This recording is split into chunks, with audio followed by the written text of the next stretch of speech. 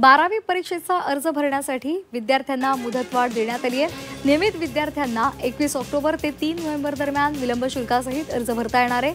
तसंच शाळा आणि कनिष्ठ महाविद्यालयांना शुल्क भरण्यासाठी 7 नोव्हेंबरपर्यंत मुदत देण्यात आली आहे। रिपीटर विद्यार्थ्यांना सुद्धा याच कालावधीमध्ये अर्ज भरता येणार आहे। पुण्याच्या भोर तालुक्यातील राजगड सहकारी साखर कारखान्याच्या ऊस लागवड विकास कार्यक्रमाचा शुभारंभ झालाय। कारखान्याचे चेअरमन संग्राम थोपटे यांच्या हस्ते प्रचार रथाचं पूजन करून प्रारंभ झालाय। प्रचार रथाच्या माध्यमातून शेतकऱ्यांना योग्य जातीची रोपवाटिका, खतं, औषधं आणि तज्ञ मार्गदर्शन वेळोवेळी उपलब्ध करून दिले जाणार आहे। पुणे जिल्ह्यामधील धरण प्रकल्पासाठीच्या भूसंपादन आणि मोबदला वाटपाचे कागदपत्र अक्षय अभिलेख योजनेअंतर्गत डिजिटायझेशन करण्यात आलेली आहेत। येत्या काही महिन्यांमध्ये 6 लाख कागदपत्रांचं डिजिटायझेशन पूर्ण होणार आहे। यामुळे प्रकल्पग्रस्तांची मोबदल्यासंदर्भातील सर्व माहिती उपलब्ध होणार आहे।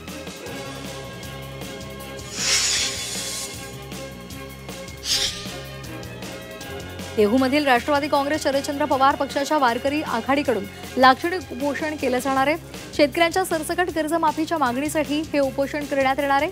देहूमधील मुख्य मंदिरासमोर हे उपोषण केलं जाणार आहे।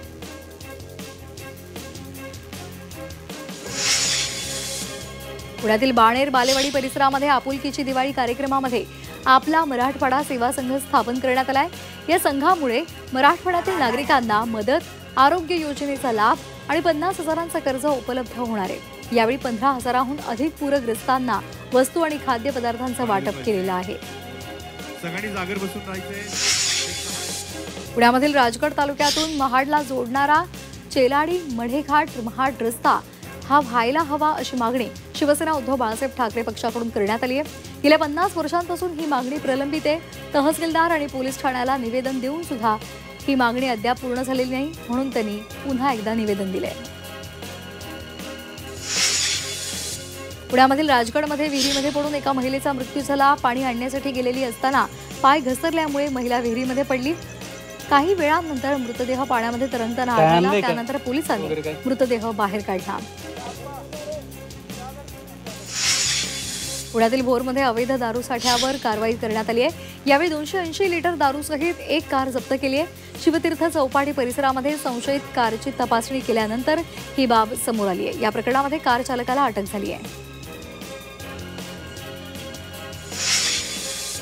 नाशिक जिल्ह्यामध्ये ग्रामीण भागामध्ये बँक ग्राहकाच्या पाठलाग करून पैसे लुटणारी टोळी सक्रिय झाली आहे। सीसीटीव्ही फुटेजमध्ये 2 संशयित हेल्मेटधारी युवक दिसले असून ती बँकेमध्ये बसून नेमकी कोण मोठी रक्कम काढतं यावर लक्ष ठेवत असतात। नंतर पाठलाग करून ते पैसे लुटतात। सिन्नरमध्ये पंकज गणपत जाधव त्यांच्या गाडीच्या डिक्कीमध्ये ठेवलेले 3 लाख रुपये चोरीला गेले। त्यानंतर हा प्रकार समोर आलाय। नाशिकच्या सातपूरमधील ITI सिग्नल जवळ एका तरुणानं स्वतःची दुचाकी पेटवलेली आहे। कौटुंबिक वादामुळे नैराश्य आल्यामुळे या तरुणानं हे कृत्य केलंय। सातपूर पोलिसांनी घटनास्थळी धाव घेत या तरुणाला ताब्यात घेतले आणि त्याच्यावर गुन्हा दाखल केलाय।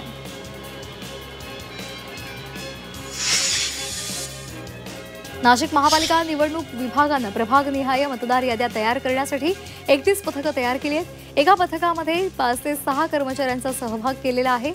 6 नोव्हेंबरला याद्या प्रसिद्ध केल्या जाणार आहेत।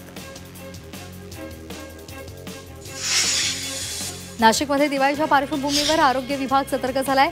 खाद्यपदार्थांमधून होणाऱ्या भेसळीचा वाढता धोका लक्षात घेता खबरदारी घेण्याचे निर्देश दिले। तसंच पाणी साठ्यांचे त्याचबरोबर स्रोतांचे नमुने तातडीनं तपासा असे निर्देशही देण्यात आले।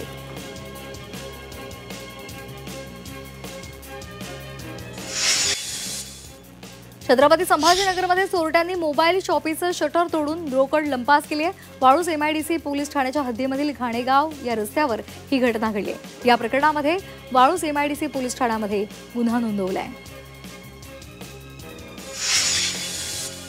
छत्रपती संभाजीनगरमधील टीव्ही सेंटर परिसरामध्ये कुशन दुकानाला आग लागली होती। यामध्ये दुकानातील कुशन जळून गेलेले आहेत। अग्निशमन दलानं वेळीच येऊन आग आटोक्यात आणली आहे। यामुळे परिसरामध्ये आग पसरण्याचा धोका टळलेला आहे।